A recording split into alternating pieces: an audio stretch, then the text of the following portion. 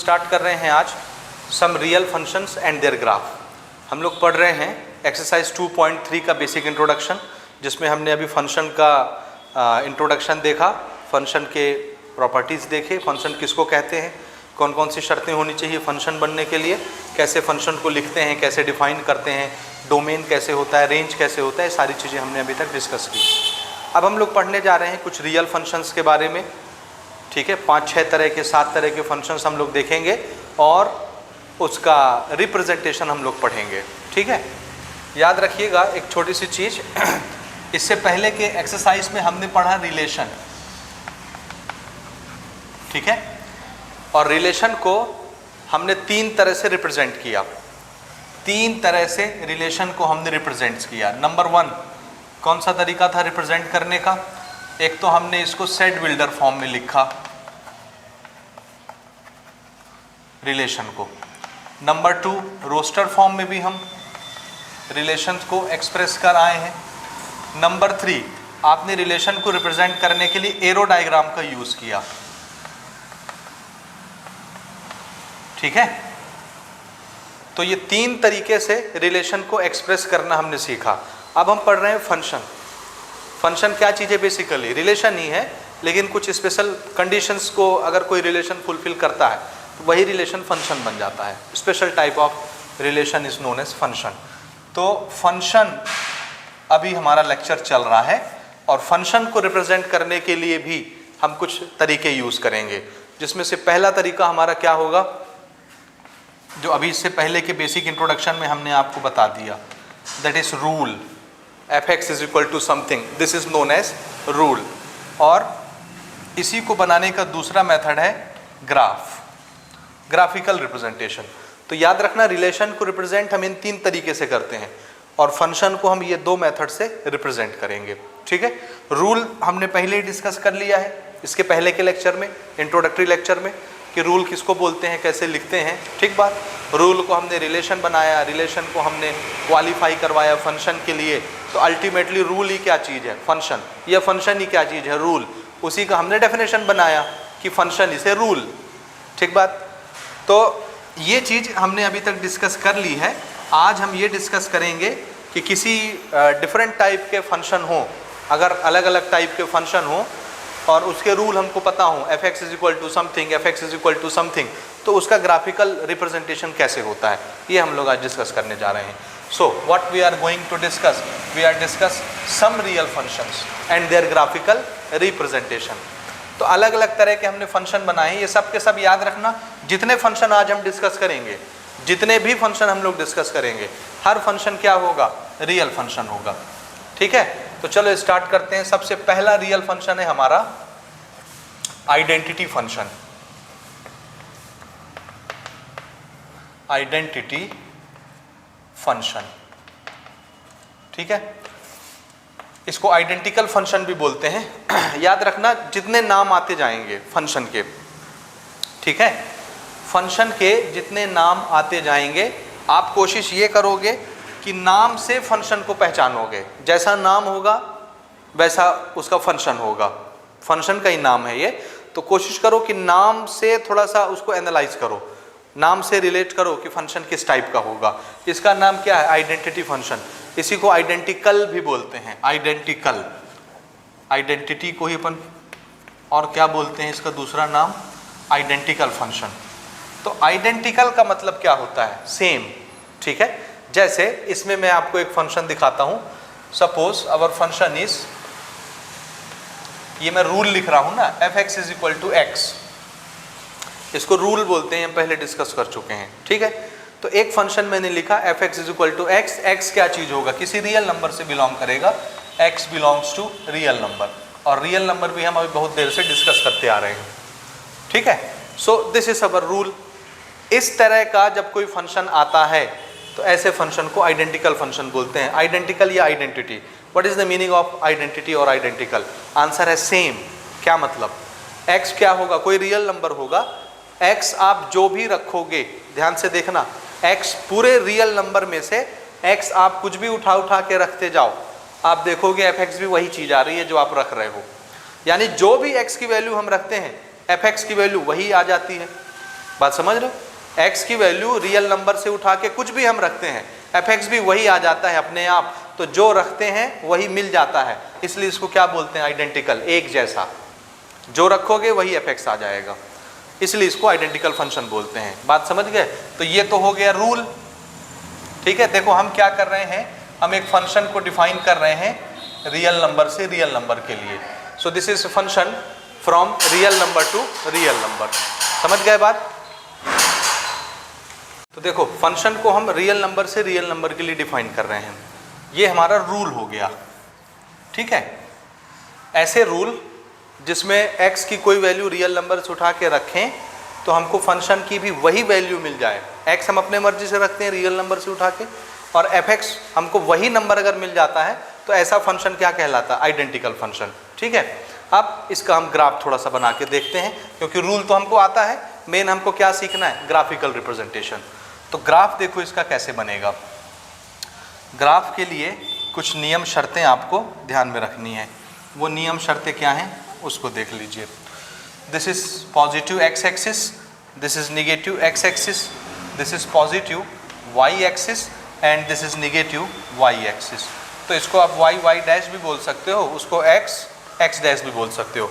ये negative axis है, ये नेगेटिव एक्सिस है, ये सब आप जानते हैं पहले से, ठीक है। इसमें हमने कुछ नंबर मार्क कर दिया 1 2 3 4 5 6, इधर -1 -2 -3 -4, ऐसे ही बढ़ता जाएगा 1 2 3 4 5, इधर -1 -2 -3, और ऐसे ही नीचे आगे बढ़ता जाएगा, ठीक है। अब देखो ना, ध्यान से समझना। अगर मैं x की वैल्यू 1 रखता हूँ, सबसे पहले तो ये मेरे पास दो एक्सिस हैं, x एक्सिस और y एक्सिस, और मेरे पास दो क्वांटिटी है, एक x है और दूसरा fx है, फंक्शन, ठीक है। तो दो एक्सिस में किसी को भी हम कहीं पर भी असाइन कर सकते हैं। तो x तो यही है, तो हम ऐसा करते हैं कि इसको हम x मान लेते हैं। तो जो चीज़ हम रखेंगे उसको हम x एक्सिस में रिप्रेजेंट कर देंगे, तो ये x वाली लाइन हो गई। और ये सब के सब क्या है? Real number. रियल नंबर कहने का मतलब इसमें हर तरह के नंबर आ गए। 1 और 2 के बीच में लाखों नंबर हैं, 1.1 1.111 1.12 1.13, समझ रहे हो? दो नंबर के बीच में लाखों नंबर हैं, डेसिमल वाले, फ्रैक्शन वाले, रूट वाले, बिना रूट वाले, इंटीजर वाले, हर तरह के नंबर लाइन में आ गए। तो ये x है, इसमें से हम कोई भी एक नंबर उठा सकते हैं रियल नंबर के तौर पे, ठीक बात। अच्छा, जो चीज़ हम यहाँ रखेंगे कुछ आएगा, fx आएगा। जो चीज़ आ रही है रिजल्ट के तौर पर उसको हम यहाँ रिप्रेजेंट कर देते हैं y में। सो y को ही अपन क्या बोल देते हैं? f ऑफ x, यानी ये फंक्शन। तो फंक्शन को हम कौन सी एक्सिस में रिप्रेजेंट करेंगे? y एक्सिस में। और जो हम रख रहे हैं रियल नंबर x, उसको हम किस में रिप्रेजेंट करेंगे? x एक्सिस में। तो दोनों एक्सिस हमने अलॉट कर दी, इसको x के लिए और इसको fx के लिए। बात समझ गए? तो कहीं कहीं आप देखोगे fx को ही हम y लिख देंगे, y is equal to fx। तो अगर मेरा ये rule fx is equal to x लिखा है तो मैं इसको ऐसे भी लिख सकता हूँ, y is equal to x। क्यों? क्योंकि fx ही क्या चीज़ है? y। क्यों y? क्योंकि fx को हम किस में प्लॉट करते हैं? y डायरेक्शन में, और y की जो वैल्यू होती है वही तो fx की वैल्यू होती है। इसलिए आप अल्टीमेटली इसको y भी बोल सकते हो, fx को y भी बोल सकते हो। तो कभी हमको ज़रूरत पड़ेगी तो हम लोग fx की जगह y भी लिख लेंगे, क्योंकि y और fx अल्टीमेटली एक ही चीज़ है, एक ही डायरेक्शन को रिप्रेजेंट करते हैं, एक ही वैल्यू को रिप्रेजेंट करते हैं, ठीक है। यहाँ तक समझ गए? ओके। अब देखो ना, अब अगर इसमें मैं x की वैल्यू 1 रखता हूँ, ध्यान से देखना, x की वैल्यू 1 रखता हूँ तो f ऑफ 1 कितना हो जाएगा? यानी f ऑफ x भी कितना मिल जाएगा? 1। x की वैल्यू अगर मैं 2 रखता हूँ तो f ऑफ 2 भी हमको कितना मिल जाएगा? 2। f ऑफ x बोलो, 2 बोलो, क्योंकि x की जगह आप 2 रख रहे हो। x की वैल्यू अगर मैं 3 रखता हूँ तो f ऑफ x भी कितना हो जाएगा? 3। x की वैल्यू अगर मैं 4 रखता हूँ तो f ऑफ x कितना मिलेगा हमको? 4। देखो ना, जो रखोगे वही आ जाएगा फंक्शन की वैल्यू, इसीलिए तो इसको आइडेंटिकल फंक्शन बोल रहे हैं। तो अगर इस तरह के फंक्शन का हमको ग्राफ प्लॉट करना हो तो हम कैसे करेंगे? तो ध्यान से देखो, अगर मैं x, ये यहाँ से मुझे x की वैल्यू लेनी है, अगर मैं x की वैल्यू 1 रखता हूँ 1, तो y कितना मिलता है मुझे? ये fx भी कितना मिलता है? 1। fx वाली ये वाली वैल्यू है, ये fx को रिप्रेजेंट करता है, तो मुझे ये पॉइंट कहाँ पर मिलेगा? ये, समझे? अगर मैं x की वैल्यू 2 लेता हूँ तो f ऑफ x भी कितना मिल जाता है? 2। ये अगर मैं 3 लेता हूँ x की वैल्यू तो f ऑफ x भी कितना आ जाता है 3। ये समझ रहे हो? अब नाप के बनाओगे तो बढ़िया सा बनेगा। इसमें हो सकता है थोड़ी सी टेढ़ी लाइन बन जाए, थोड़ी सी सीधी बन जाए, तो उसमें आप नाराज़ नहीं होंगे। समझ में आई बात? अब देखो ये रियल नंबर है। रियल नंबर कहने का मतलब 1 के बाद 2 लेना जरूरी है क्या? 1 के बाद 1.1 ले लो। 1.1 लोगे तो ये भी कितना आ जाएगा 1.1, यहीं पर एक पॉइंट मिल जाएगा। 1.2 लोगे तो ये यहाँ पर मिलेगा, ये यहाँ पर मिलेगा, ये भी 1.2 आएगा। 1.5 लोगे तो ये 1.5, तो इसकी वैल्यू भी 1.5 आएगी, fx भी वही आता जाएगा। अल्टीमेटली आप देखोगे कि जब हम इनको मिलाएंगे तो एक स्ट्रेट लाइन ऐसे हमको मिलती है, ऐसे। और ये स्ट्रेट लाइन की खासियत ये है कि ये बिल्कुल ओरिजिन से पास होती है, ऐसे। समझे ना? ऐसे, ठीक है। देखो x की वैल्यू 1 रखोगे तो f ऑफ x भी 1 आएगा। x की वैल्यू 1.5 रखोगे तो f ऑफ x की वैल्यू भी 1.5 आएगी। x की वैल्यू 3 रखोगे तो f ऑफ x भी 3 आएगा। समझ में आया? तो अल्टीमेटली इसका ग्राफ कैसा बनेगा? Straight line. अब ये रियल नंबर है तो आप पॉजिटिव वैल्यू की जगह निगेटिव वैल्यू भी रख सकते हैं। अगर आप x की जगह -1 रखेंगे तो f ऑफ x भी -1 आएगा। x अगर आपने -1 रखा है तो f ऑफ x भी -1 आएगा, ये पॉइंट। x की वैल्यू -2 रखोगे तो f ऑफ x भी -2 आ जाएगा, ये पॉइंट। तो अल्टीमेटली ये एक स्ट्रेट लाइन बनता है जो कि हमेशा ओरिजिन से पास होती है। कहाँ से? इसको याद रखोगे, दिस इज स्ट्रेट लाइन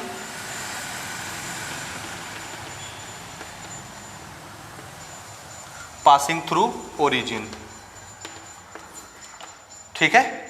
कहाँ से पास होता है? ये हमेशा ओरिजिन से पास होता है। और इसका ग्राफ कैसा बनता है? Straight line.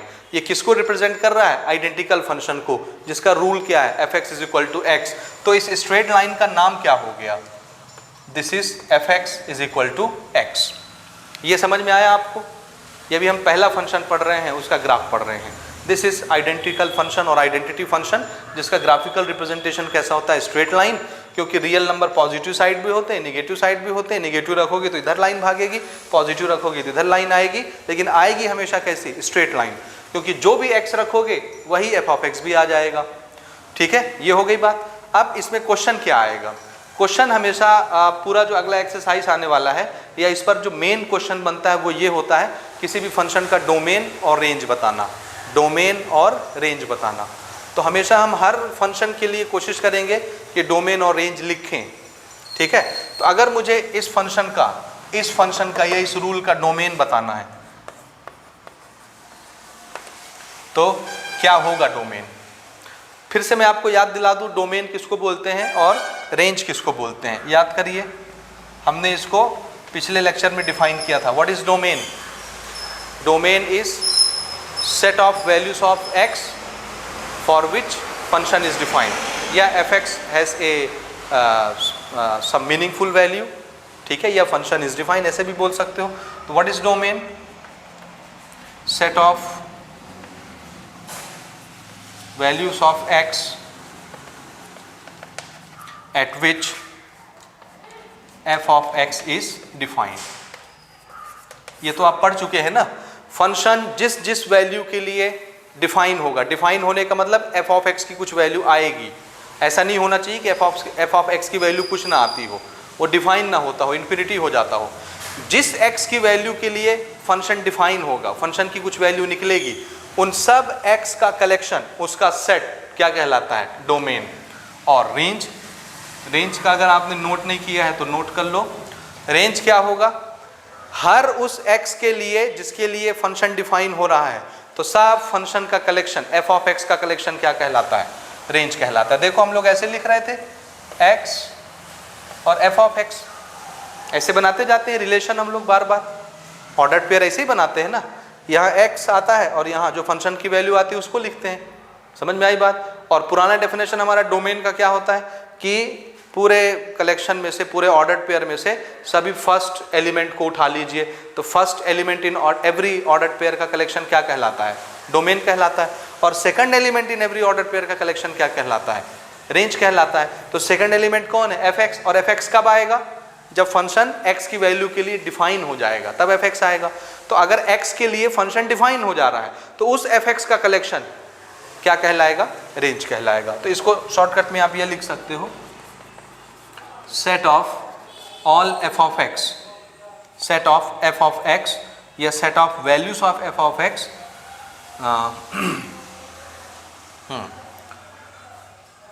सेट पूरी लिख देते हैं, set of values of F of X, ठीक है। बस इस range set of values of F of X. F of X कब आएगा? जब फंक्शन उस एक्स की वैल्यू के लिए डिफाइन, तो डिफाइन हो जाएगा तभी तो एफ ऑफ एक्स आएगा। तो डिफाइन हो जाने वाले एफ ऑफ एक्स का कलेक्शन क्या कहलाता है? रेंज कहलाता है। Set of values of F of x is called range. ये शॉर्टकट में बात हो गई ना। तो यहाँ देखो x तो हम रखते जा रहे हैं और f ऑफ x मिलता जा रहा है। x आप क्या क्या रख सकते हो? तो आंसर है रियल नंबर में से कुछ भी उठा के रख सकते हैं, ठीक है ना। तो हर x के लिए ये फंक्शन डिफाइन हो जाएगा कि नहीं? हो जाएगा, क्योंकि डिनोमिनेटर में कोई लफड़े ही नहीं है, डिनोमिनेटर ही नहीं है, 1 है डिनोमिनेटर, तो वो तो सबके लिए 1 रहेगा। तो डिनोमिनेटर का कोई लफड़ा नहीं है, यानी x की जो भी वैल्यू रियल नंबर से उठा के रखोगे, कुछ भी, हर वैल्यू के लिए ये फंक्शन डिफाइन हो जाएगा। डिफाइन हो जाएगा मतलब हमको हर x की वैल्यू मिल जाएगी, और हर x की वैल्यू का नाम क्या है? Real number. इसलिए ऐसे जब हम ऑर्डर्ड पेयर लिखते जाएंगे, रिलेशन लिखते जाएंगे, उसमें हर x के लिए फंक्शन डिफाइन होता जाएगा। कोई भी ऐसा नंबर नहीं मिलेगा जिसके लिए फंक्शन डिफाइन ना हो। तो हर x, यहाँ से पहला एलिमेंट उठा लो तो क्या बन जाएगा? ये डोमेन बन जाएगा, और हर x के लिए फंक्शन डिफाइन हो रहा है, तो ऐसे x का सेट क्या कहलाता है? डोमेन कहलाता है। और ऐसे x के सेट को अपन क्या बोलेंगे? रियल नंबर, क्योंकि हर रियल नंबर के लिए फंक्शन डिफाइन होगा। समझ आई बात? रेंज क्या हो जाएगा? रेंज, तो ध्यान से देखो, जो चीज़ हम रख रहे हैं वही चीज़ तो f(x) के तौर पर आ रही है। तो हम हर रियल नंबर को रख के चेक करें तो हर बार हमको f ऑफ x मिलेगा, और क्या मिलेगा? वही नंबर मिलेगा, मतलब रियल नंबर ही मिलेगा। तो रेंज भी क्या हो गया? Real number. समझ आया? तो आइडेंटिकल फंक्शन या आइडेंटिटी फंक्शन का डोमेन और रेंज क्या होता है? Real number, real number. ठीक, तो इसको पॉज करके नोट करो। बढ़ते हैं अपन अगले फंक्शन की तरफ, दैट इज कांस्टेंट फंक्शन। रहे हैं दूसरा कांस्टेंट फंक्शन।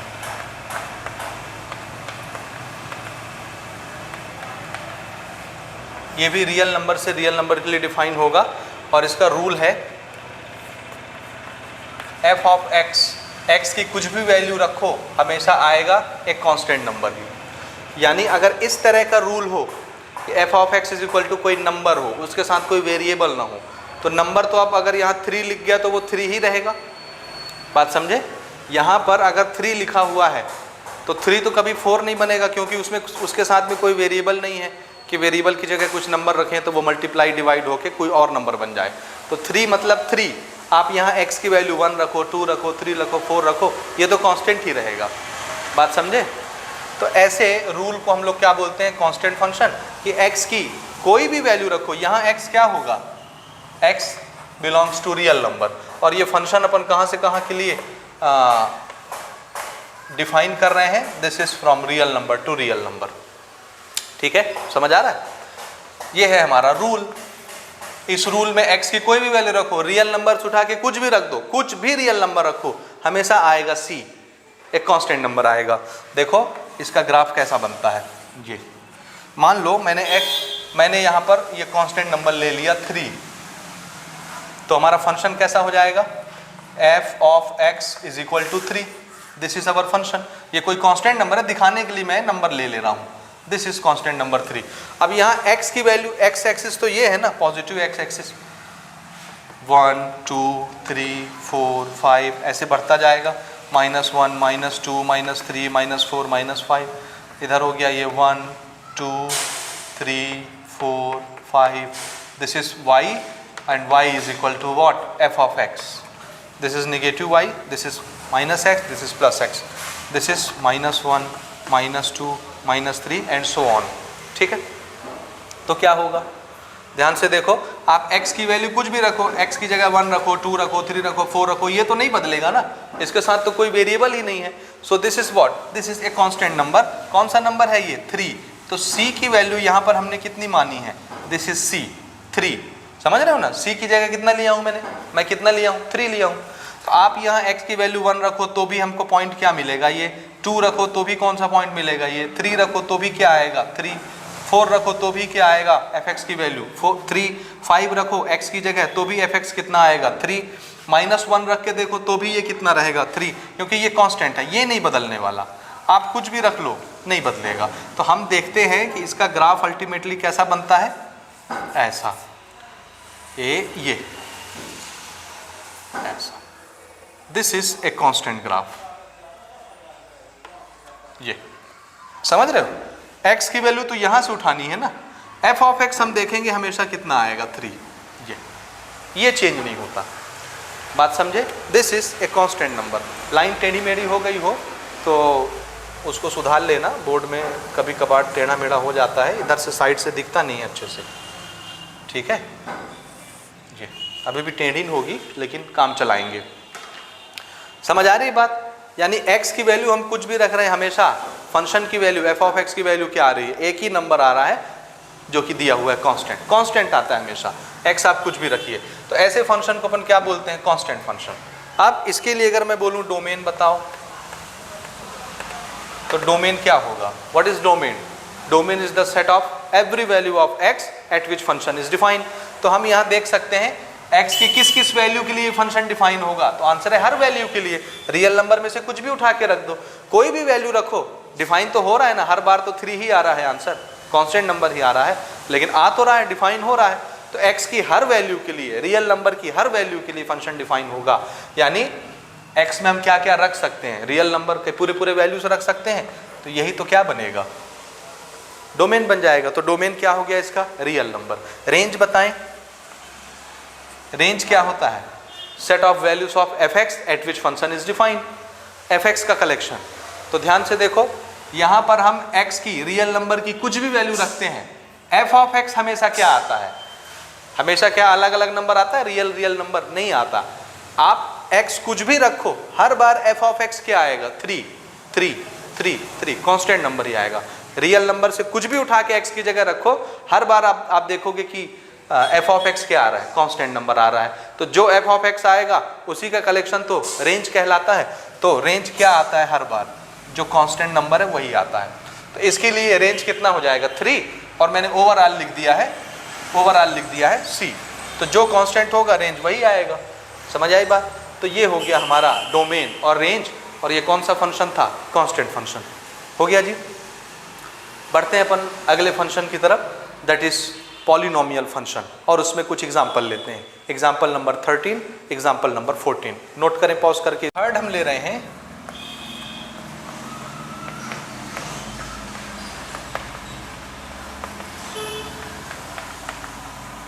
पॉलिनोमियल फंक्शन, ठीक है। This is also defined from real number two real number, polynomial function, ठीक है। और ये फंक्शन कुछ दिखने में ऐसा रहेगा, देखो कैसा, a0 प्लस a1x का पावर 1 प्लस a2x का पावर 2 प्लस a3x का पावर 3 प्लस सो ऑन।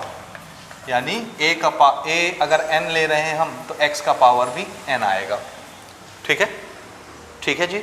यहाँ पर ये पावर देखो, x का पावर 0, x का पावर 1, x का power 2, 3, 4, 5 up to n। What is n? This must be non zero integer. कोई जीरो नहीं होना चाहिए और इंटीजर होना चाहिए, कोई डेसिमल नहीं होना चाहिए, कोई फ्रैक्शन नहीं होना चाहिए, क्योंकि ये क्या है, पॉलिनोमियल। पॉलिनोमियल मैथमेटिक्स का वो अलजेब्रिक एक्सप्रेशन होता है जिसमें वेरिएबल का पावर सिर्फ और सिर्फ होल नंबर होना चाहिए। अगर होल नंबर के अलावा कोई दूसरा नंबर आया पावर में तो वो पॉलिनोमियल ही नहीं होगा। तो याद रखना, यहाँ पर वेरिएबल के पावर सिर्फ और सिर्फ किस में होने चाहिए, होल नंबर और प्लस नॉन जीरो होना चाहिए। जीरो हो गया तो वो तो सिर्फ नंबर दिखेगा। वेरिएबल का पावर 0, x का पावर 0 उसको क्या बना दे रहा है, 1। यहाँ x का पावर 0 है, इसलिए ऐसा कोई फंक्शन नहीं चाहिए। हालांकि 0 होल नंबर है, लेकिन अगर 0 लगेगा तो फिर वेरिएबल नहीं दिखेगा। बात समझते जाना, वो पॉलिनोमियल है, ये भी पॉलिनोमियल है, क्योंकि यहाँ x का पावर 0 है और 0 इसे होल नंबर। लेकिन यहाँ पर हम जो पावर की बात कर रहे हैं n की, n क्या होना चाहिए, n must be non zero integer. सिर्फ इंटीजर होना चाहिए, डेसिमल वाला नंबर नहीं होना चाहिए, फ्रैक्शन नहीं होना चाहिए, रूट वाला नहीं होना चाहिए, सिर्फ इंटीजर होना चाहिए, as well as non zero होना चाहिए, जीरो भी नहीं होना चाहिए। और यहाँ पर आपको जो A1, A2, A3 ये सब दिख रहे हैं, A0, A1, A2, A3 up to AN, ये सब नंबर दिख रहे हैं, ये सब के सब क्या होंगे? Real numbers. यानी इनके लिए कोई बाउंडेशन नहीं है, ये रूट में भी हो सकते हैं, डेसिमल में भी हो सकते हैं, निगेटिव भी हो सकते हैं, पॉजिटिव भी हो सकते हैं, फ्रैक्शन भी हो सकते हैं, कुछ भी हो सकते हैं। तो A0, A1, A2, A3, AN ये सब क्या होंगे? रियल नंबर से बिलोंग करेंगे। समझ गए जी? ठीक है, तो इसको नोट करें और फिर हम इसमें आगे डिस्कशन करते हैं कि क्या करना है हमको इसमें। तो पॉलिनोमियल फंक्शन के लिए आप याद रखिएगा, इसके ग्राफ अलग अलग बनते हैं, जैसा फंक्शन होगा वैसा ग्राफ बनेगा। एक चीज़ मैंने यहाँ बता दिया कि पॉलिनोमियल होने के लिए शर्त क्या है? वेरिएबल का पावर आपका होल नंबर होना चाहिए, non zero integer whole number होना चाहिए। ठीक है जी। तो डिपेंड करता है कि किस टाइप का पॉलिनोमियल है। जैसे मान लो एक पॉलिनोमियल है g of x is equal to x to the power 4 minus 3x to the power 3 plus 2x का पावर 2 प्लस 1, ऐसा प्लस x प्लस 1, ये एक पॉलिनोमियल है। क्यों पॉलिनोमियल है? क्योंकि यहाँ पर हर वेरिएबल का पावर होल नंबर है, नॉन जीरो इंटीजर है। सो ये क्या चीज़ है? ये क्या चीज़ है? ये एक पॉलिनोमियल है। तो इस पॉलिनोमियल का ग्राफ कैसा बनेगा? तो डिपेंड करता है, x हम रखेंगे, इसको सॉल्व करेंगे तो कुछ g ऑफ x आएगा, इसका कुछ भी नाम हम रख सकते हैं, f of x, g of x, h of x, कुछ भी। तो डिपेंड करता है, x रखते जाइए, g ऑफ x आता जाएगा, तो जैसी वैल्यू आती जाएगी वैसी वैल्यू आप प्लॉट करके ग्राफ बनाएंगे। तो डिपेंड करता है कि फंक्शन कैसा दिया हुआ है, जैसा फंक्शन होगा वैसा उसका ग्राफ बनेगा। समझ आया? तो पॉलिनोमियल फंक्शन का कोई एक तरह का ग्राफ बनता हो और हम उसको रट लें, ऐसा नहीं होता। जैसा फंक्शन होता है वैसा उसका ग्राफ बनता है। यानी अलग अलग तरह के ग्राफ बनते हैं, लाखों तरह के ग्राफ बनते हैं। तो हम सबके ग्राफ रटेंगे नहीं, हम मेथड को याद रखेंगे कि ग्राफ बनाने का मेथड क्या है। मेथड ये है कि x रखो अपनी मर्जी से और उसके हिसाब से f ऑफ x निकालो और जो आता है उसको प्लॉट करके ग्राफ बना लो, सीधी सी बात। ठीक है, तो ऐसे फंक्शंस को हम लोग क्या बोलते हैं? Polynomial function. ठीक बात। तो इसमें हमको कुछ एग्जाम्पल दिए गए हैं, जैसे एग्जाम्पल नंबर 13 है, एग्जाम्पल नंबर 14 है। तो उसके ग्राफ में यहाँ आपको बना के दिखाता हूँ और आप देखेंगे कि दोनों पॉलिनोमियल फंक्शन होंगे, लेकिन दोनों का ग्राफ अलग अलग आता है। तो कहने का मतलब वही है कि जैसा फंक्शन होगा उस हिसाब से उसका ग्राफ बनेगा, तो ग्राफ सेम नहीं होता। ठीक, तो यहाँ पर मैं कंसीडर कर रहा हूँ पहले एग्जाम्पल नंबर 13। इसमें मान लीजिए हमको ये फंक्शन दिया हुआ है, this is a rule, this is x square, इसका ग्राफ हमको बनाना है। ठीक, और एग्जाम्पल नंबर 14 में हमको ग्राफ बनाना है x टू द पावर 3 का। ये एक रूल हो गया, ये एक रूल हो गया। दोनों पॉलिनोमियल हैं। क्यों पॉलिनोमियल है? क्योंकि देखिए इसका पावर क्या है? होल नंबर, इसका पावर क्या है? Whole number. This is a polynomial और ये फंक्शन है, रूल है, f of x is equal to any polynomial, so this is known as polynomial function. Polynomial function, इसका ग्राफ कैसे बनेगा? तो देखो ग्राफ कैसे बनाते हैं ना, पहले हम बनाते हैं इसको। ठीक है, अब ध्यान से समझना, फिर इसके डोमेन और रेंज भी हमको बताने हैं। This is x, x dash, y में अपन क्या लेंगे? f of x। ठीक है, दिस इज 0। ध्यान से समझना। ठीक है, आप इसको ओरल देख के बता सकते हो, कोई प्रॉब्लम नहीं, ध्यान से देखना ना। मैं अभी फिलहाल 1 2 3 4 5 1 2 3 4 5 -1 -2 -3 -4 -5। ठीक है, दिस इज 1 2 3 4 5 6 7 8, ऐसा आएगा कुछ। 1 2 3 4 5 6, थोड़ा बड़ा कर लेते हैं, इतनी भी क्या जल्दी है। ठीक है, थोड़ा सा बड़ा बना लेता हूँ मैं।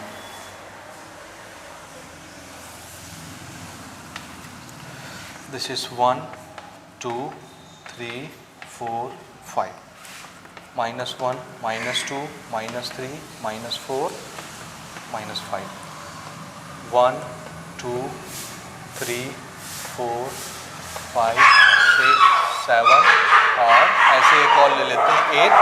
This is what? y is equal to f of x। ठीक है, ऐसे ही नीचे जाएगा ये 1 2 3 4 ऐसे। ठीक है, ये ग्राफ बनाना हम स्टार्ट करेंगे। ठीक बात, देखिए यहां पर देखो x क्या चीज होगा, जाहिर सी बात है रियल नंबर से बिलोंग करेगा, x belongs to real number, क्योंकि ये फंक्शन अल्टीमेटली किसके लिए डिफाइन हो रहा है, रियल नंबर से रियल नंबर के लिए डिफाइन हो रहा है। So this function is defined for real number two real number, ये ठीक है, रूल हमारा ये है, फंक्शन हमारा ये है। अब इसमें अपन क्या करेंगे, x की वैल्यू पूरे रियल नंबर में से हम कुछ भी उठा के रख सकते हैं, 1 2 1.1 1.2 2 √2 कुछ भी उठा के रख सकते हैं। अब देखो यहाँ x का स्क्वायर होगा तो f ऑफ x आएगा। अगर मान लो मैं, ध्यान से देखना, मान लो मैं x इज इक्वल टू 1 लेता हूँ तो f ऑफ x कितना आ जाता है, 1 का स्क्वायर 1, तो f ऑफ x भी 1 आ जाएगा। अगर मैं x की वैल्यू 2 रख देता हूँ 2 तो f ऑफ x कितना आ जाएगा, 2 का स्क्वायर 4। अगर मैं x की वैल्यू 3 ले लेता हूँ तो f ऑफ x कितना आ जाएगा, 3 का स्क्वायर 9। आप देख रहे हो x 1 2 3 है तो f ऑफ x 1 4 9 आ रहा है, समझ रहे हो। इसी तरह से अगर मैं x की वैल्यू -1 लेता हूँ तो f ऑफ x कितना आएगा, ध्यान से समझते जाना ना, x की वैल्यू अगर मैं -1 लेता हूँ तो f ऑफ x कितना आएगा, -1 का स्क्वायर उसको पॉजिटिव बना देगा +1। अगर मैं x की वैल्यू -2 लेता हूँ तो f ऑफ x कितना आएगा, -2 का स्क्वायर, किसी भी नंबर का स्क्वायर हमेशा पॉजिटिव होता है, तो ये भी कितना आ जाएगा +4। x की वैल्यू अगर मैं -3 लेता हूँ तो f ऑफ x कितना मिलता है, +9। नेगेटिव नंबर का भी f ऑफ x कैसा आ रहा है, पॉजिटिव, और पॉजिटिव नंबर का भी f ऑफ x कैसा आ रहा है, पॉजिटिव। ये समझ में आ गई बात। स्क्वायर मतलब क्या, किसी भी नंबर को वो पॉजिटिव ही बना के देगा, किसी भी नंबर का स्क्वायर नेगेटिव तो होता नहीं, हमेशा पॉजिटिव होता है, समझ आई बात। तो इसको जब हम प्लॉट करेंगे तो देखो कैसा आएगा ग्राफ रटना नहीं है, x की वैल्यू रखो y मिलता जाएगा, प्लॉट करते जाओ, वही ग्राफ बन जाएगा। तो देखो जब मैं x की वैल्यू +1 रखता हूँ, +1 तो f ऑफ x कितना आता है, ये f ऑफ x है, ये भी 1 आता है, तो इस ग्राफ का पॉइंट कहाँ पर लोकेट हुआ, ये 1,1। जब मैं x की वैल्यू 2 रखता हूँ तो f ऑफ x कितना आता है, 4। x की वैल्यू, जब मैं ये x की वैल्यू उठा रहा हूँ रियल नंबर से, 2 रखता हूँ तो f ऑफ x कितना मिलता है, 4। तो यहाँ पर ये वैल्यू ऐसे हमको मिलती है। जब हम x की वैल्यू 3 रखते हैं तो f ऑफ x कितना आता है, 9। सपोज इधर कहीं 9 आएगा ये, ठीक है। तो जब हम 3 रखते हैं तो आप इसको ऊपर प्लॉट करोगे तो ये कुछ ऐसा आ जाएगा। अगर मैं टेढ़ा मेढ़ा नहीं बनाऊँ तो सही आपको दिख जाए, वैसे तो यहाँ टेढ़ा मेढ़ा हो गया है, कोई बात नहीं, उसको आप सीधा समझोगे, ठीक है। ये 9 वाला लाइन यहाँ पर आया, सपोज यहाँ कहीं पे आएगा ऐसा, ये पॉइंट मिला, ये अभी हम क्या रख रहे हैं, 1 2 3। हम चाहें तो 1.1 1.2 1.3 ऐसे रख सकते हैं, 2.1 2.2 2.3, तो हमको इसके बीच के पॉइंट भी मिलते जाएंगे। फिर से अगर हम -1 रखते हैं तो 1 आता है एफ एक्स की वैल्यू। देखो x की वैल्यू मैंने -1 रखी तो f ऑफ x कितना आया, +1 आया, ये है f ऑफ x, ये वैल्यू मिली। अगर मैं x की वैल्यू -2 रखता हूँ तो f ऑफ x +4 आता है। x की वैल्यू मैं -2 रखता हूँ तो f ऑफ x कितना मिलता है, ये +4, ये मिलता है +4। x की वैल्यू -3 रखता हूँ तो f ऑफ x 9 मिलता है, +9। तो -3 पर ये इधर कहीं +9 हमको ऐसा मिलता है, ये ऐसा, ठीक है। इसको समझ जाना, ऐसा मिलता है। तो ग्राफ कैसा बनेगा, ग्राफ देखो कैसा बनता है, ठीक। ग्राफ बनाने के लिए हमको क्या करना है, इसको मिला देना है। फिर से अगर मैं 0 रखूंगा तो 0 के लिए चेक कर लेते हैं, ये वाले पॉइंट 0 के लिए। अगर हम x की वैल्यू 0 रखते हैं तो f ऑफ x भी कितना आता है, 0। उसको मैं लिख नहीं रहा, तो ये वाला पॉइंट तो यहीं पे रहेगा, x भी 0 f ऑफ x भी 0। तो ग्राफ कैसा बनेगा, ग्राफ कुछ ऐसा बनेगा। ये सभी पॉइंट्स हमने ऐसे मिला दिए, ये और ये वाले पॉइंट्स भी हमको ऐसे मिलाने हैं, ये देखो, ये ग्राफ ऐसा बन गया। इसको रटना नहीं है भाई ना, रटोगे तो फिर किस को रटोगे, इसलिए अच्छे से इसको समझ लो एक बार, ठीक। ये वाला point -3,9 -2,4 -1,1, this is 1,1 2,4 and this is 3,9। Coordinates में नहीं लिख रहा, आप सब समझते हैं इस चीज़ को। तो ऐसा ये ग्राफ बन गया, ठीक बात। इस ग्राफ को क्या बोलते हैं, इस शेप को क्या बोलते हैं, ये जो शेप बनती है ग्राफ की, इस शेप को क्या बोलते हैं, इसको बोलते हैं पैराबोला। पैराबोला आगे हम डिटेल से पढ़ेंगे अलग अलग तरह से। ये जो डिजाइन बनता है इस ग्राफ को क्या बोलते हैं, इसको बोलते हैं पैराबोला। क्या बोलते हैं भाई, पैराबोला। ठीक है ना, ये बन गया। ये किसके लिए ग्राफ बनाया मैंने, fx = x² का ग्राफ कैसा बना, पैराबोला बना। ये हमारा एग्जांपल नंबर 13 यहीं पर सॉल्व हो गया। अच्छा, इसके लिए अगर मैं आपसे बोलूं कि भाई डोमेन बताओ और रेंज बताओ, डोमेन और रेंज, तो आप बहुत सोच समझ के बताएंगे। देखिए, डोमेन किसको बोलेंगे, x की उस वैल्यू को जिसके लिए फंक्शन डिफाइन हो जाता है। तो पूरे रियल नंबर में से कुछ भी x उठा के रखें, कुछ भी उठा के रखें, हर नंबर का स्क्वायर तो होता ही है ना। इसका मतलब है हर x के लिए f(x) डिफाइन हो जाएगा। x की वैल्यू कुछ भी उठा के रखो, माइनस की वैल्यू रखो, प्लस की वैल्यू रखो, रूट वाले नंबर रखो, डेसिमल वाले नंबर रखो, फ्रैक्शन वाले नंबर रखो, हर चीज का स्क्वायर तो होता है। मतलब हर x के लिए f(x) डिफाइन हो जाएगा। समझ रहे हो, ऐसा कोई भी x नहीं है जिसके लिए फंक्शन डिफाइन ना होता हो। हर x, तो हर x क्या कहलाएगा, पूरा पूरा x रियल नंबर। तो इसका डोमेन क्या हो गया, all real number, real number का सेट। समझ आया। हाँ, रेंज क्या होगा, रेंज देखो, रेंज जो भी x रखोगे हर x के लिए f(x) डिफाइन हो जाएगा। लेकिन क्या हर बार f(x) पूरे रियल नंबर आ रहे हैं, पूरे रियल नंबर का मतलब है all positive number, decimal, fraction, root, all positive number, as well as all negative number, decimal, fraction, root, all negative number. ऐसा हो रहा है क्या, देखो f(x) क्या निगेटिव आ रहा है, कभी भी f(x) निगेटिव आता है, नहीं आता। x की वैल्यू तुम पॉजिटिव रखो, निगेटिव रखो, डेसिमल रखो, रूट रखो, फ्रैक्शन रखो, कुछ भी रखो, उसका होना क्या है, स्क्वायर। स्क्वायर होने के बाद f(x) हमेशा कैसा आता है, पॉजिटिव। तो हर बार f(x) कैसा मिलता है, पॉजिटिव पॉजिटिव पॉजिटिव पॉजिटिव, कभी भी निगेटिव नहीं आता। और f(x) का कलेक्शन ही तो रेंज कहलाता है। तो इसमें रेंज कैसा मिल रहा है, क्या क्या क्या क्या, ऑल रियल नंबर का सेट मिलेगा। ऑल रियल नंबर बोलने का मतलब पॉजिटिव भी निगेटिव भी, निगेटिव तो आने नहीं है, तो स्क्वायर हो रहा है, इसलिए हर बार f(x) कैसा आ रहा है, पॉजिटिव रियल नंबर आ रहा है। और f(x) का कलेक्शन ही क्या कहलाता है, रेंज। इसलिए रेंज क्या होगा, ये only positive real numbers, zero भी नहीं आएगा नहीं, जीरो तो आ जाएगा, तो जीरो भी तो पॉजिटिव में ही काउंट होता है, समझे ना।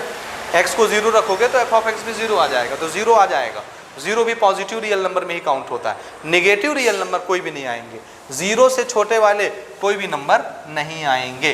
बोलो समझ में आया। डोमेन और ये रेंज इसका किस फंक्शन के लिए, पॉलिनोमियल फंक्शन। और रूल क्या है, f(x) = x²। इसके लिए डोमेन और रेंज कैसा होता है, समझ गए कि नहीं समझे, जल्दी से बोलो फटाफट।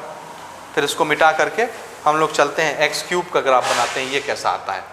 आगे बात समझ में, तो इसको पॉज करके नोट करो, तो इसको फिर हम रब करें और आगे बढ़ें।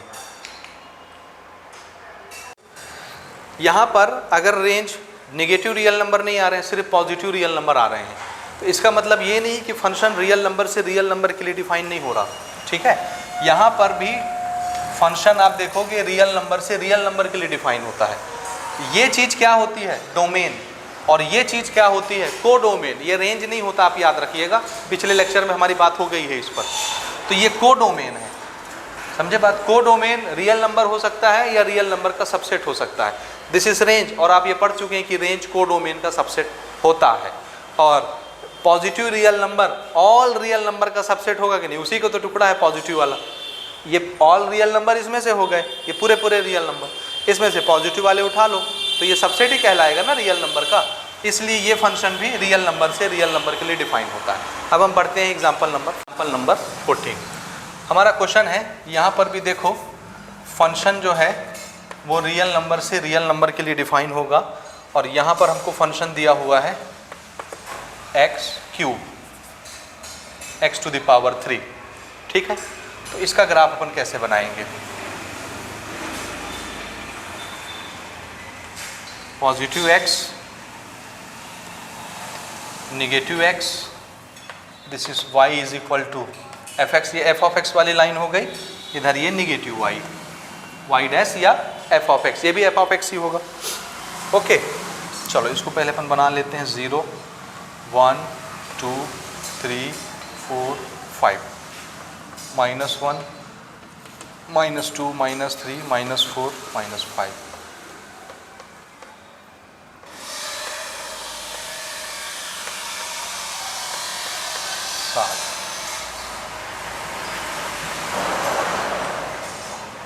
ठीक है। ऐसे इधर -1 -2 -3 -4 -5 -6 -7 और ऐसे -8 -9 ऐसे बढ़ता जाएगा, ठीक है जी। अब देखो ना, यहाँ पर x किससे बिलोंग करेगा? रियल नंबर से, क्योंकि हम ये x होता है, ये f ऑफ x आता है, समझे ना। x इससे बिलोंग करता है, f ऑफ x दूसरे से बिलोंग करता है।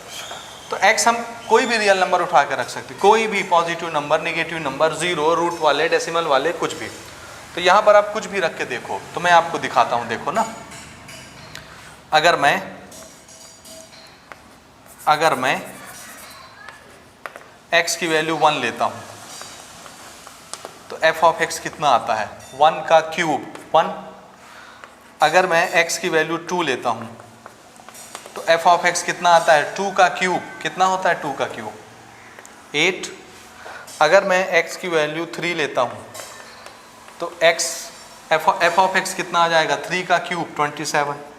हमारे पास तो अभी 27 बनाने के लिए जगह नहीं है, लेकिन समझाने के लिए मैं इसको लिख रहा हूँ।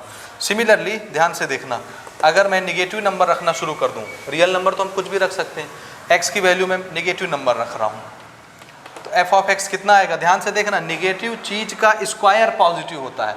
ये क्यूब है, निगेटिव का क्यूब क्या होगा? नेगेटिव।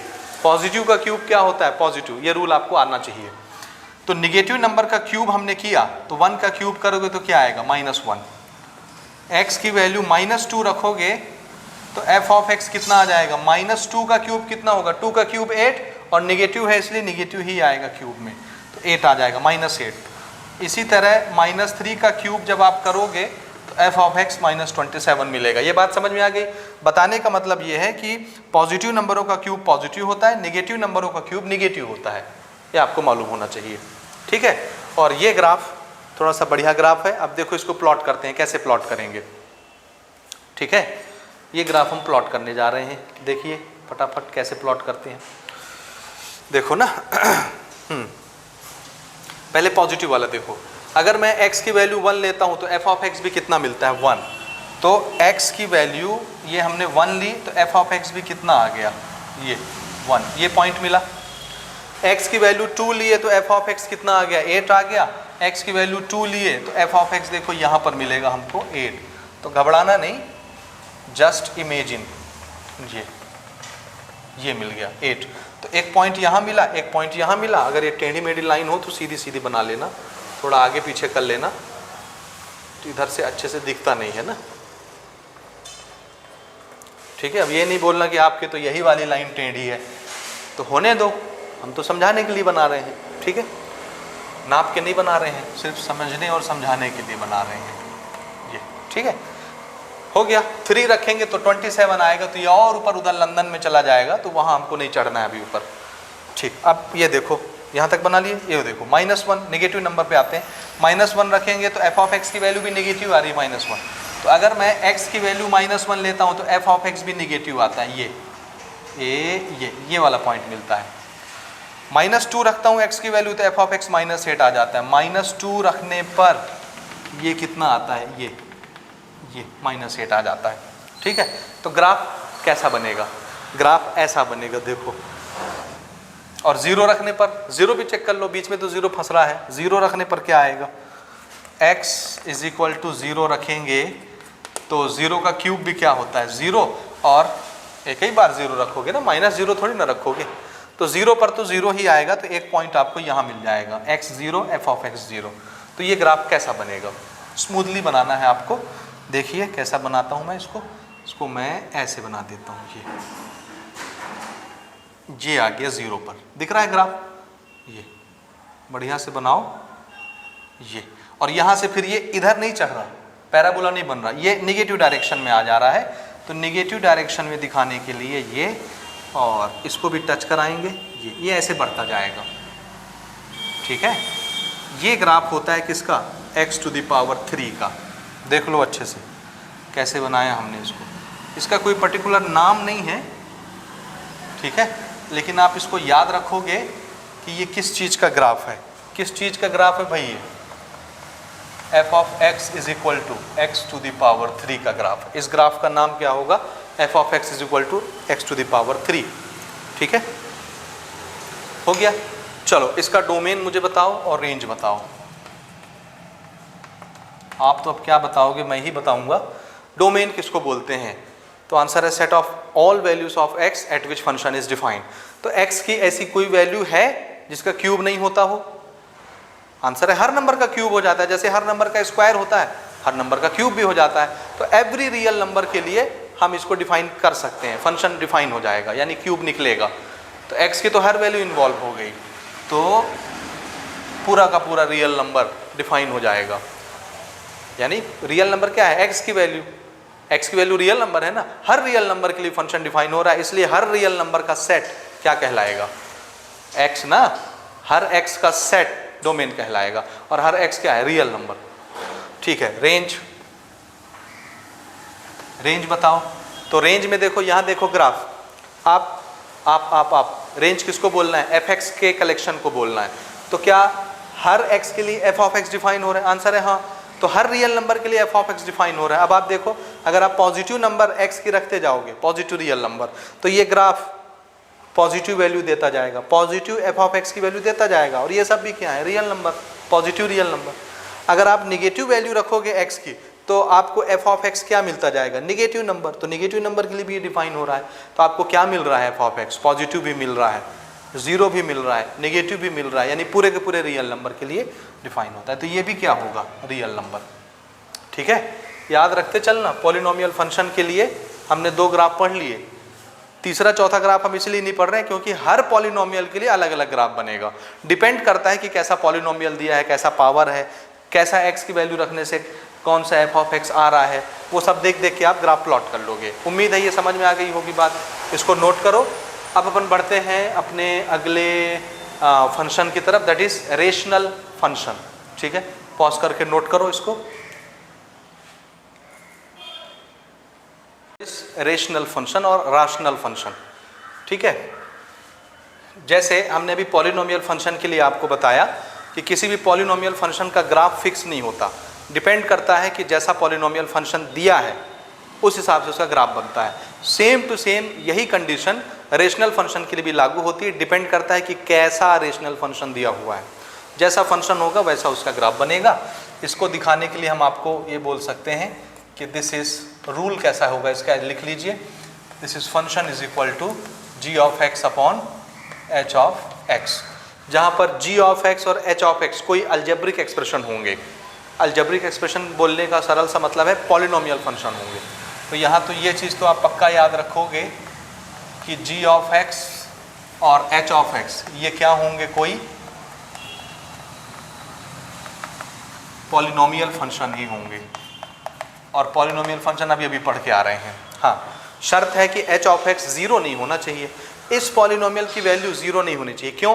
क्योंकि अगर डिनोमिनेटर जीरो हो जाएगा तब तो ये डिफाइन ही नहीं होगा, ये फंक्शन, ये रेशनल नंबर डिफाइन ही नहीं होगा। रेशनल नंबर किसको बोलते हैं? जो p अपॉन क्यू के फॉर्मेट में हो।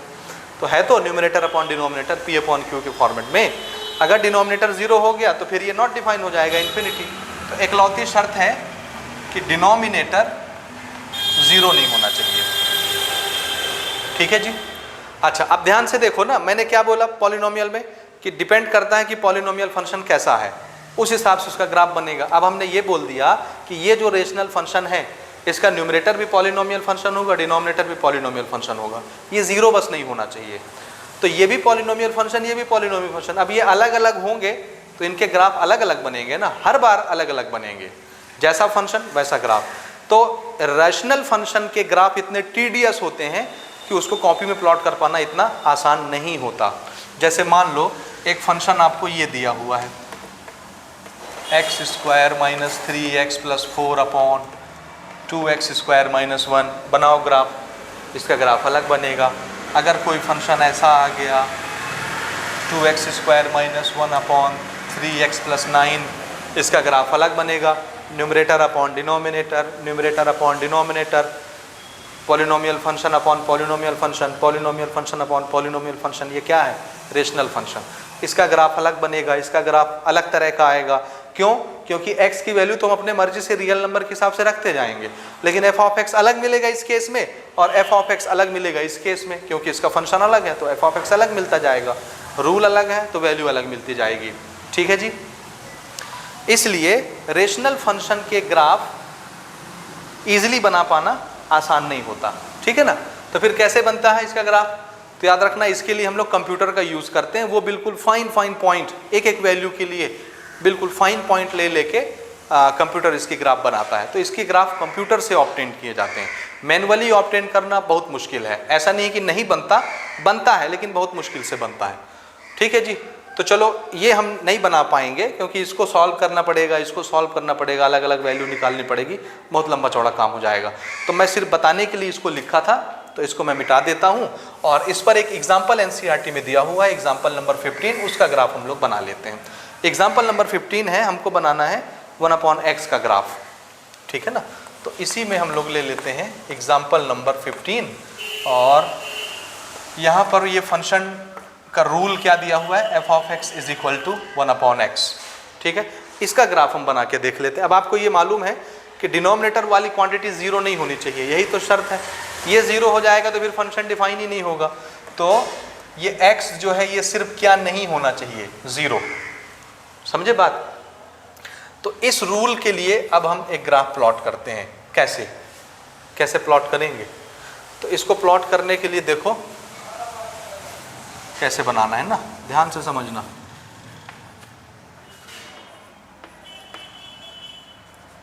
This is f of x, y axis. ठीक है, 0। This is 1 2 3, -1 -2 -3। This is 1 2 3 4 5, -1 -2 -3 -4 -5।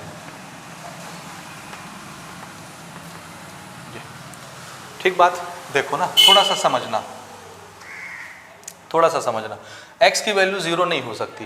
पहले पॉजिटिव नंबर के लिए इसको समझो। देखो, हमने बोला अगर हम x की वैल्यू 1 ले लें, ध्यान से देखना, x की वैल्यू अगर मैं 1 ले लेता हूं तो f ऑफ x कितना आ जाएगा? 1/1, 1 ही आ जाएगा। f ऑफ x कितना आ जाएगा? 1। तो ये ग्राफ कैसा बनेगा? देखो, मैंने x की वैल्यू क्या ली है? 1। तो f ऑफ x भी कितना आया है? 1। तो ये वाला पॉइंट तो यहीं पर आएगा, ऐसा, ये 1,1। ठीक है जी। अब देखना ना, अगर मैं x की वैल्यू 2 ले लेता हूँ, हालांकि मैं बीच की भी कोई वैल्यू उठा सकता हूँ, 0.1 0.2 अभी मैं लेता हूँ, 1.1 1.2 1 और 2 के बीच के लाखों नंबर में से कोई भी नंबर। ठीक है, लेकिन समझाने के लिए x की वैल्यू 2 लेता हूँ तो 1/2 कितना हो जाता है? 1/2 0.5 1/2 करके देखो, 0.5 होता है। यानी f ऑफ x की वैल्यू कहाँ आ गई? 1 से छोटी हो गई। समझे? देखते जाना। मैंने 2 रखा तो 0.5 0 और 1 के बीच में होगा कहीं। ये वाला ग्राफ यहाँ पर आएगा, ये वाला पॉइंट मिलेगा। ठीक है, समझे? अगर मैं 3 लेता हूँ, 3, तो f ऑफ x कितना मिलेगा 3 लेने पे? 1/3 कितना होता है? 0.33333 होगा। तो ये और छोटा हो गया, ये 0.5 है, इससे और छोटा हो गया 1.3। अगर मैंने क्या लिया? 3, 1/3 इज 0.33333333 कंटिन्यूअस। तो ये ग्राफ देखो और छोटा, ये यहाँ पे आ गया। 4 लेंगे तो और छोटा हो जाएगा, यानी ये और नीचे चलता जाएगा, चलता जाएगा, चलता जाएगा। समझ रहे हो बात? इसी तरह से अगर हम निगेटिव वैल्यू लें, x इज इक्वल टू -1, तो f ऑफ x क्या आएगा? यहाँ माइनस साइन बस आ जाएगा, बाकी नंबर तो यही रहेंगे। -1, x इज इक्वल टू 2 लेंगे तो -0.5, x इज इक्वल टू -3 लेंगे तो ये कितना आ जाएगा? -0.33333। ये ऐसा आएगा निगेटिव तरफ। तो निगेटिव तरफ अभी हम प्लॉट कर लेते हैं, एक बना लेते हैं, फिर आपको निगेटिव भी समझ में आ जाएगा। ठीक, अब देखो मैं ये बताना चाह रहा हूँ कि मैंने 1 रखा तो एफ ऑफ एक्स 1 मिलता है।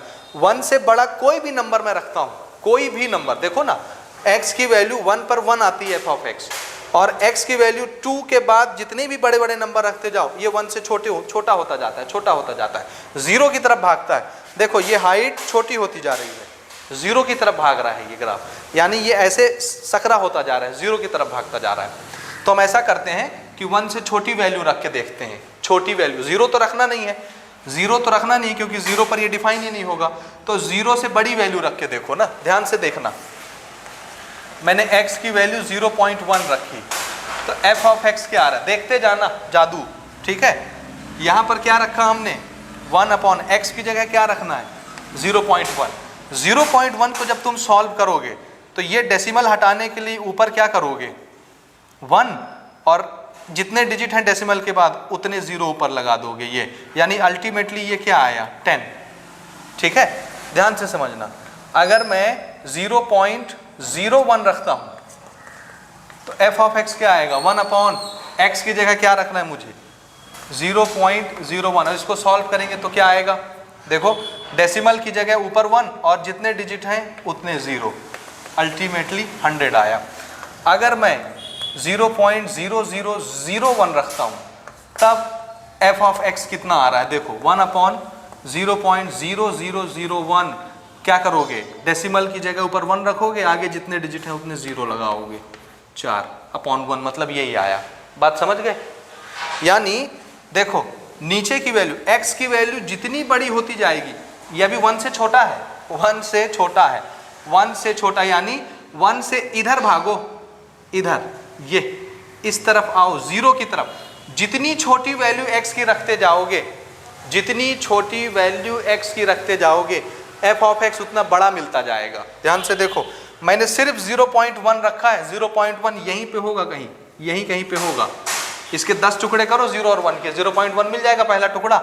0.1 रखते हो तो f ऑफ x कितना आता है 10। 10 कहाँ आएगा, इधर कहीं आगे ऊपर आएगा, ये ग्राफ में, इस ग्राफ में ये 5 है, 6 7 8 9 10, यहाँ पे आए मान लो 10 ये। तो अगर मैंने 0.1 रखा है तो ये ग्राफ कहाँ चला गया, यहाँ पर पॉइंट मिलेगा 10 का, f ऑफ x कितना आया 10। अगर मैंने 0.01 रखा है x की वैल्यू, तो f ऑफ x कितना मिल रहा है, देखो 100। तो 0.01 क्या चीज़ है, देखो ये है 0.1, अगर दिख रहा है तो, बहुत छोटा लिख रहा हूँ लेकिन समझना, ये है 0.1, 0.1 से भी छोटा होता है 0.01, इसके भी 10 टुकड़े कर दो, 10 टुकड़े, तो पहला टुकड़ा 0.01 होगा। तो 0.01 का ग्राफ ये यहाँ पर मान लो, इसके बीच में दिखाने के लिए ऐसा बनाया 0.01, इसका f ऑफ x कहाँ जाएगा, ऊपर 100 आ जाएगा। बात समझे? यानी जितनी छोटी वैल्यू 0 के बाद 1 से छोटी, जितनी छोटी वैल्यू रखोगे f ऑफ x उतना बड़ा मिलेगा, ओ ऊपर से आएगा। तो इसका ग्राफ कैसा बनेगा, देखो मैं बना के दिखाता हूँ। ये सब कचड़ा हो गया, इसको थोड़ा सा मिटा दें और अब बढ़िया से बना के दिखाते हैं आपको। भावनाओं को तो समझ ही गए हो ये ग्राफ कैसा बनने वाला है। ये ग्राफ ऐसा बनता है, देखिए ये कभी भी y एक्सिस को टच नहीं करेगा, क्योंकि 0 पे रखोगे तभी ये नॉट डिफाइन होगा, और 0 रखना ही नहीं क्योंकि 0 पर तो ये डिफाइन ही नहीं हो रहा। 0 के बाद का नंबर रखोगे और जैसे ही 0 के बाद कुछ भी रखोगे ये बड़ा नंबर बन जाएगा। जितना छोटा नंबर रखोगे उतना बड़ा नंबर f ऑफ x बनेगा, यानी ये ग्राफ उतने ऊपर से ऐसे आएगा, ये ऐसे, ये समझे ना, कभी भी ये टच नहीं होगा। देखो ये 1 पर मिल रहा था, 1 पर 1 वैल्यू मिल रही थी ना, x 1 रखोगे तो f ऑफ x भी 1 आ रहा था। तो ये ऐसा कुछ ग्राफ आएगा, ये ऐसे सकरा होते जा रहा है, ऐसा लगेगा कि बिल्कुल टच हो जाएगा, लेकिन कभी भी टच नहीं होगा ऊपर, ठीक है। और नीचे 1 के बाद आप x कुछ भी रख रहे थे, 1 से बड़ा, तो हमेशा इसकी वैल्यू छोटी होती जा रही थी। देखो छोटी होने का मतलब ये ऐसे इधर अप्रोच करता जाएगा, ये इधर ऐसे, लेकिन कभी भी ये इसको टच नहीं करेगा। ऐसा बढ़ता जाएगा लेकिन टच नहीं करेगा। तो ये इधर से लगेगा कि टच हो रहा है लेकिन टच नहीं होगा। ये सिर्फ 1 पर ही दोनों की एक जैसी वैल्यू दिखाएगा। ये यहाँ पर देखो x की वैल्यू 1 रखते हैं तो f ऑफ x भी 1 आता है, 1 पर 1। सिर्फ यहीं पर ये वैल्यू बस आपको 1 1 दिखेगी। 1 से बड़ा नंबर रखोगे तो फिर ये f ऑफ x छोटा होने लग जाएगा, ये सकरा होने लग जाएगा। बात समझे? और 1 से छोटी, जितनी छोटी वैल्यू रखोगे ये उतना ऊपर से आएगा। बात समझे? ये इसका ग्राफ बनता है, किसका? 1/x का। अभी पॉजिटिव वैल्यू के लिए रखा मैंने, नेगेटिव वैल्यू के लिए भी बिल्कुल ऐसे ही बनेगा। ये 1 पर आप इसको ऐसे मिला लीजिए, 1 पर ये दोनों मिलेंगे, 1 1, ठीक है? ठीक है ना? नेगेटिव रखोगे तो नेगेटिव में आंसर आएगा, -1 -1 -1 -1। ठीक, तो ये ग्राफ कैसा बनेगा? ये फिर इधर से ऐसे सकरा होता जाएगा, ऐसा। इसको मैं आगे बढ़ा देता हूँ, ये ऐसे, ठीक है? और -1 से छोटी वैल्यू अगर कुछ रखोगे, ये -1 से छोटी वैल्यू या यहाँ, तो f ऑफ x कैसा मिलता जाएगा? f ऑफ x फिर इससे छोटा ही मिलेगा, यानी ये इधर सकरा होता जाएगा, ऐसे। दिख रहा है जी कैसे बनाया मैंने? ये टच नहीं हो रहा ना, कभी भी टच नहीं होगा, ये ऐसे बनेगा, ये उधर सकरा होता जाएगा ऐसे, लेकिन कभी टच नहीं होगा। ये ग्राफ है जी 1/x का। समझ आया? अब इसका नाम क्या है, क्या बोलते हैं, उस पर हम अभी डिस्कस नहीं कर रहे हैं। ठीक, चलो ये ग्राफ बन गया 1/x का, एग्जाम्पल नंबर 15 का। इसके लिए मुझे डोमेन बताना है और रेंज बताना है। Domain, what is domain? Set of values of x eight which function is defined. तो क्या x की हर वैल्यू के लिए फंक्शन डिफाइन हो रहा है? आंसर है नहीं। किस वैल्यू के लिए डिफाइन नहीं हो रहा? 0 के अलावा हर वैल्यू के लिए f ऑफ x कुछ ना कुछ आएगा। तो 0 के अलावा जितने भी x होंगे वो सब इसके डोमेन कहलाएंगे। तो क्या बना डोमेन? रियल नंबर में से ये 0 हटा दो, ये ऐसा, दिस इज डोमेन। 0 के अलावा हर नंबर के लिए ये डिफाइन। तो हर रियल नंबर x की वैल्यू मानी जाएगी एक्सेप्ट 0। अब रेंज बताओ, रेंज क्या होगा? रेंज किसको बोलते हैं? सेट ऑफ fx को, सेट ऑफ fx। तो क्या हर वैल्यू के लिए f ऑफ x आ रहा है, डिफाइन हो रहा है? आंसर है नहीं। किसके लिए डिफाइन नहीं हो रहा? 0 के लिए। तो जब आप 0 रखते हो तो f ऑफ x भी कुछ नहीं आता, डिफाइन ही नहीं हो रहा। तो जब f ऑफ x डिफाइन होगा उसी का कलेक्शन तो रेंज कहलाएगा। तो 0 के लिए ये भी डिफाइन नहीं हो रहा, इसलिए रेंज भी क्या हो जाएगा? रेंज भी all real number except 0, all real number except 0 इस रेंज। ये बात थोड़ी सी समझने योग्य है। देखो x की हर वैल्यू के लिए फंक्शन डिफाइन हो रहा है, मतलब f ऑफ x की वैल्यू आ रही है, f ऑफ x की वैल्यू ही तो रेंज कहलाती है। तो आप x कुछ भी रखो ना, f ऑफ x कुछ ना कुछ आएगा, रियल नंबर आएगा आएगा आएगा आएगा। लेकिन कभी भी आप यहाँ इन्फिनिटी नहीं रख सकते x को, क्योंकि इन्फिनिटी तो आता ही नहीं है रियल नंबर में। जब इन्फिनिटी रखोगे तब 1/∞ 0 होगा, तो f ऑफ x 0 आएगा। तो इन्फिनिटी आप रखेंगे नहीं तो 0 नहीं आना। 0 के लिए ये डिफाइन ही नहीं हो रहा, तो f ऑफ x इन्फिनिटी नहीं आना। बात समझिए? तो 0 के लिए देखो f ऑफ x कभी 0 नहीं आएगा, क्योंकि x कभी इन्फिनिटी नहीं रखोगे। क्यों नहीं रखोगे? क्योंकि रियल नंबर में इन्फिनिटी होता ही नहीं है, रियल नंबर के कलेक्शन में इन्फिनिटी होता ही नहीं है, इसलिए इन्फिनिटी तुम रख नहीं सकते। तो f ऑफ x कभी 0 नहीं आ सकता, तो f ऑफ x भी कभी 0 नहीं आएगा। तो 0 को छोड़ के बाकी हर रियल नंबर के लिए तो डिफाइन हो रहा है ना f of x। f of x की हर वैल्यू रियल नंबर ही होगी except 0। So this is our range and this is our domain.